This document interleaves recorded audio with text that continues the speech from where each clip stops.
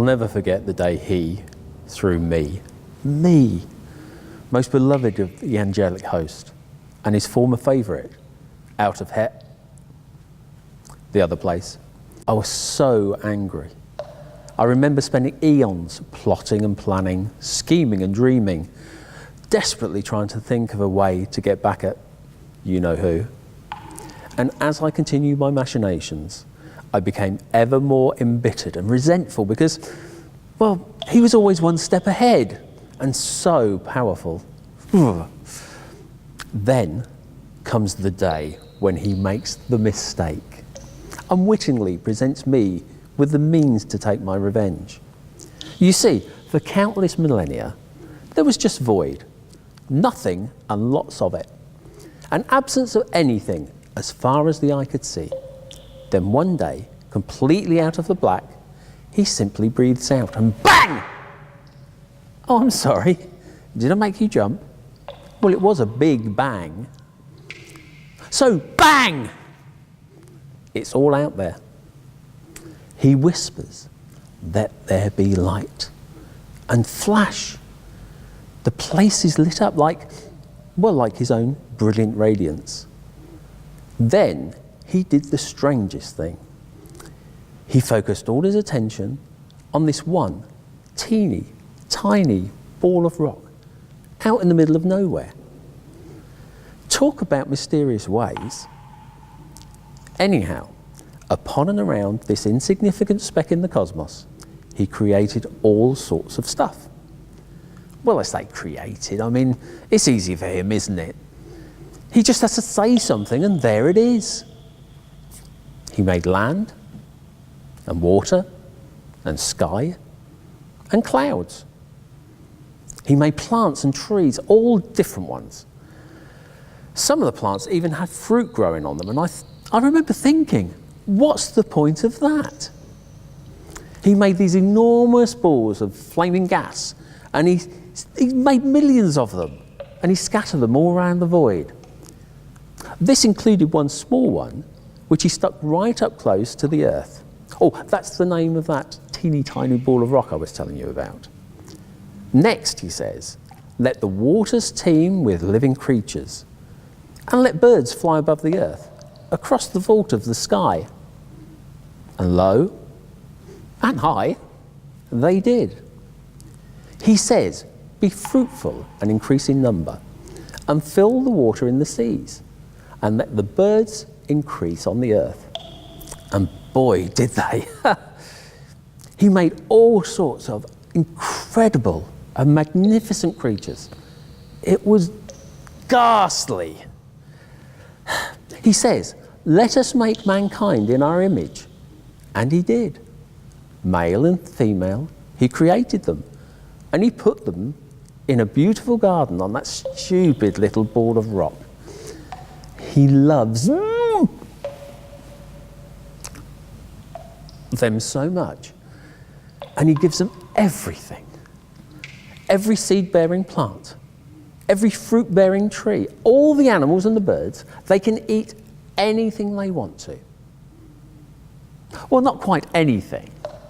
What he actually says is, it's okay to eat anything, but you must not eat the fruit of the tree of knowledge of good and evil, because if you do, you will die. And there it was. The opportunity I have been waiting for. Look, I knew I would never be a match for him, but what about these human beings he created and loves so much? What if I could do something to damage them? Obviously, that would hurt him too. So this is what I did. I decided I would target the most recent arrival, the female Eve. I waited until she was alone, and then, disguising myself as a serpent, I slithered up alongside her. I managed to persuade her it would be okay for her and the male Adam to eat the fruit of that tree. You know, the one they weren't allowed to. Oh, she resisted at first, but then I played my trump card. Or was it a Clinton card? No, it was my trump card. I lied. Don't you get it? Look, Eve had only ever spoken with Adam and with him. And of course, neither of them had ever lied to her. Adam, because he didn't know how, and him, because he can't. Result. Okay, I did have one little scare. At first, Eve went to pick the fruit from the tree of life. And well, let's just say that would not have been good. For me, luckily, I managed to make sure that Eve picked the fruit from the right tree. Or the wrong tree, depending on your point of view. Anyhow, to cut a long story short, the end. No, you're right, that is too short. How's this? Adam and Eve ate the fruit of the tree of knowledge of good and evil. He gets mad and he curses them. So instead of living forever, they'll get old and sick and eventually snuff it. He can't risk them eating the fruit from the tree of life, so he has to kick them out of Eden. Oh, he was gutted. Oh, and it didn't end there. No. Adam and Eve have kids. The eldest, 2 boys. I give one of them a bit of a pep talk, and wallop! He kills his brother. Brilliant. It was all going so well that I thought to myself, hey, why stop there? So at that moment, I decided to make it my mission to disrupt and destroy the lives of as many of his precious humans as I could. The trouble is, it quickly became a bit boring. I mean, it was so easy. Human beings are such dullards. Oh yes, they strut about giving it all, I'm so wise, nobody can make a monkey out of me. Hold on, that gives me an idea. Make them believe that they come from monkeys. That's a good one. But where was I?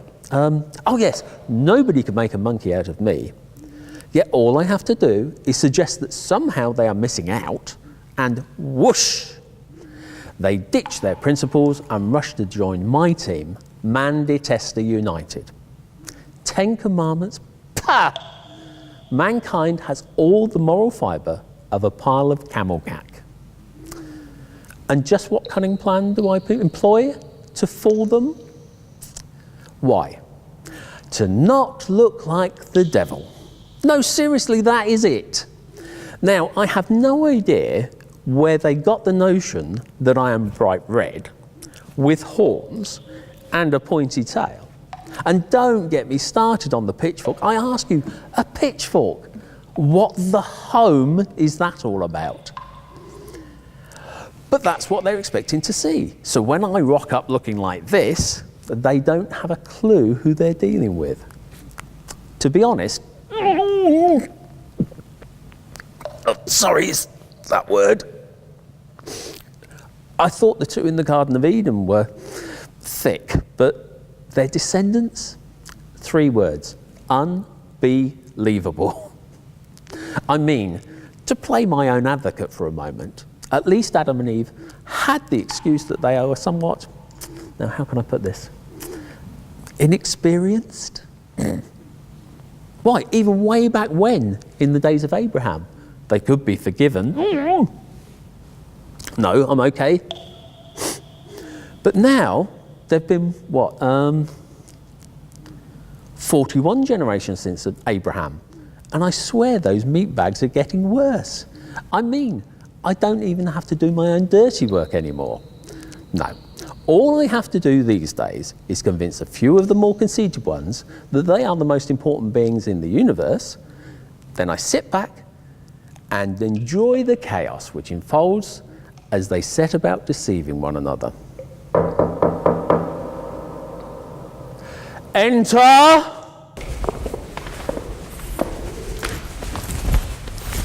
Stinkfoot, phlegm. Lord. So, why are you 2 numbskulls polluting my presence with your repugnant countenance and your foul stench? We're sorry to bother you, Dark One, but you see... We're a bit concerned. Well, spit it out. So, you know how you asked me to keep an eye on the Earth? Yes. And you asked me to keep an eye on the other place.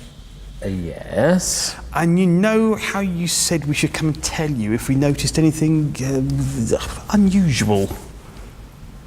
Yes. Well, we did. And we did. Did what? We did notice something unusual.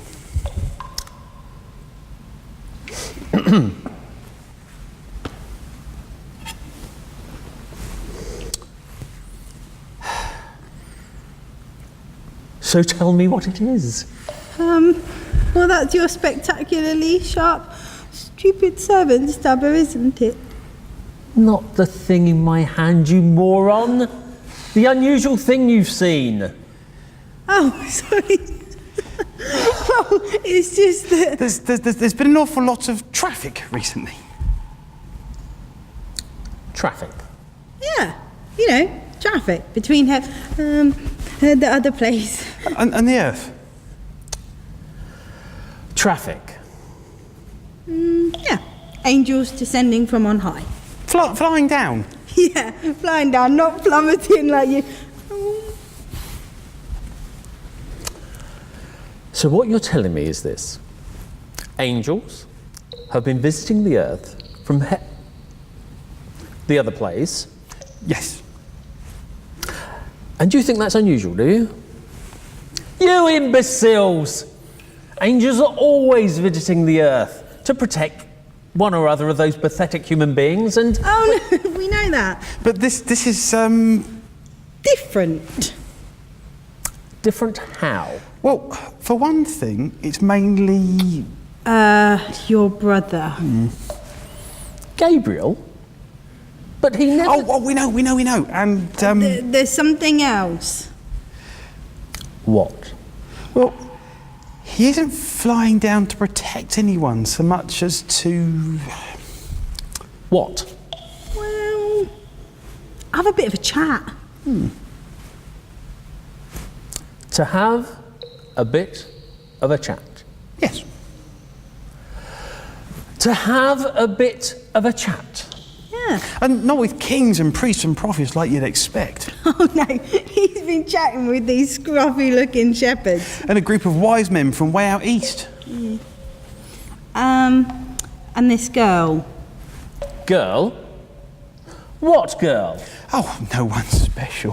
Just an ordinary girl. Yeah, although I did notice recently she seems to be suffering from the Egyptian condition. The Egyptian condition? Yeah. She's going to be a mummy. Good one. Silence, both of you! Now, why would the everlasting send Gabriel to speak to some ordinary girl? Why am I asking you? Look, tell me, where is this girl right now? Well, the last time I saw her, she was on her way to Bethlehem. With her betrothed. For the census. I think I'd better take a look at this girl for myself. I have a very bad feeling about this.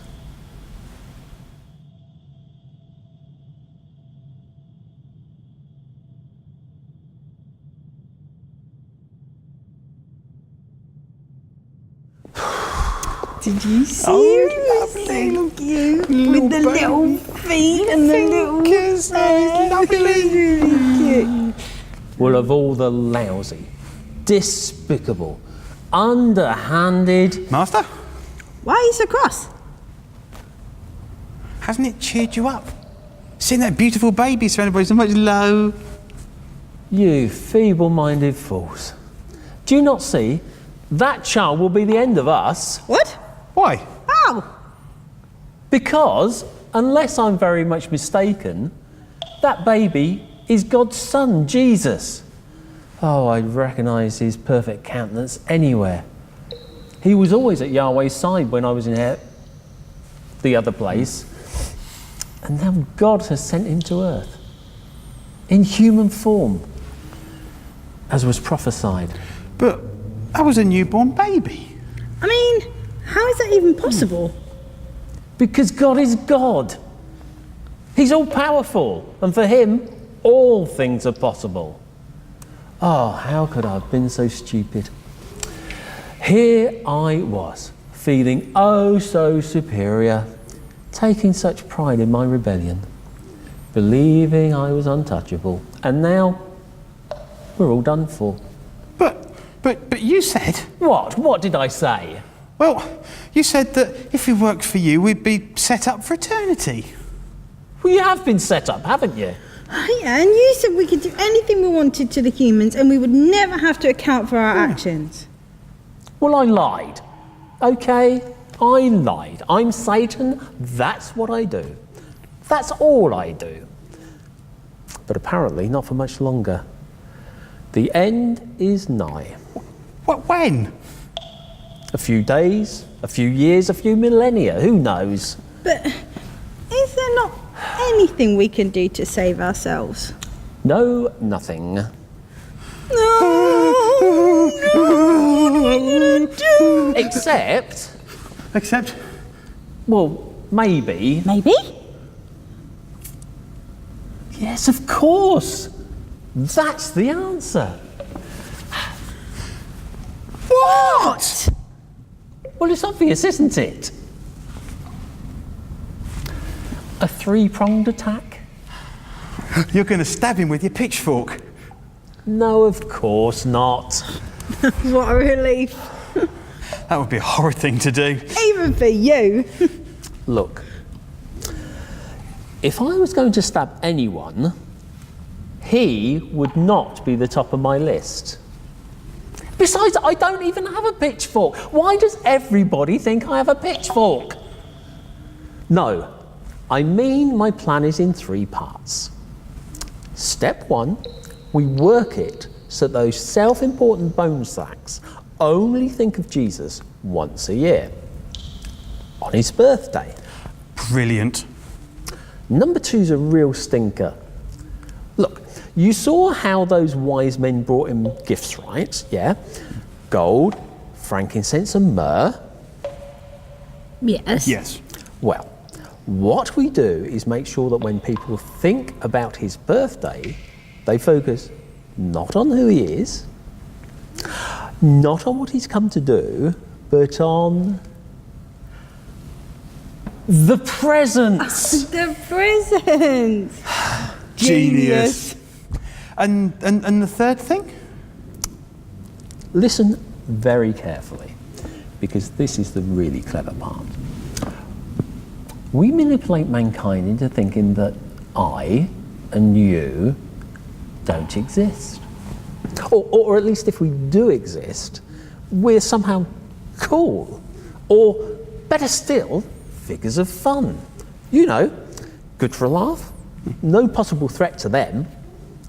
Anywhere we're portrayed, in drama, or in a puppet show, or, well, any form of public entertainment, we would be depicted as the comic relief, not to be taken seriously. Hey, if we work it right, who knows, one day we might even get to appear in one of his churches, in a mildly amusing skit about the Nativity. And everyone will laugh, and no one will give a second thought to our being real and evil and intent on destroying them. Hooray, hooray, the master saved the day. Hooray, hooray, the master saved the day. Just look at them, the poor deluded beasts. Oh yes, it sounds good. The idea that we could deceive anyone into thinking that Jesus is not the Son of God and that they do not need him in their lives. But I ask you, who on earth would be foolish enough to fall for that?